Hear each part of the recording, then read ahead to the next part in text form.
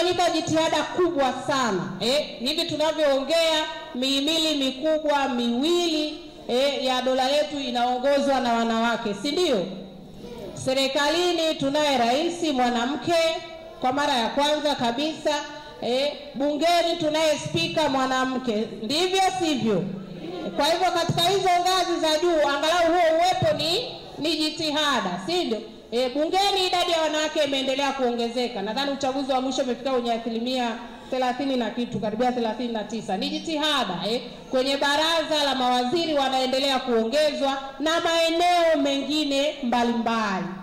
Sasa pamoja na kwamba jitihada hizo zimewekwa, uhalisia wake katika kutatua hizi changamoto za wanawake huku chini upoje?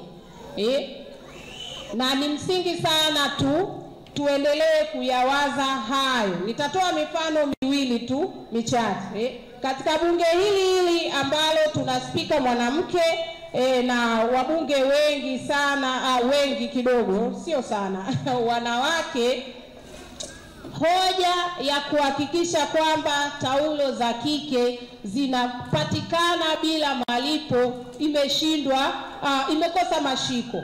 Nadhani tunakumbuka hapo katikati kuna vuguvugu lilipita, taulo za kike hoja ilipelekwa bungeni, taulo za kike ziondolewe, zisiuzwe, si ndio?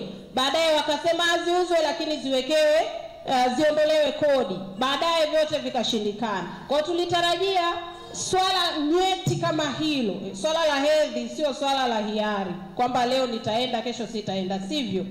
Si ndio jamani? Kwa hiyo tulitegemea mama aliyekalia kile kiti ambaye anaelewa uhalisia huo, masuala kama haya yangepewa kipau mbele. Wangapi kati yetu wanaweza kununua taulo za kike zenye ubora, hizo zinaitwaga HQ, sijui 3500? Tuweni wawazi, wangapi kati yetu wanamudu hapa? Tunamudu? Hatumudu, si ndio? Na hilo ni hitaji la kila mwezi. Utake itakuja, usitake itakuja.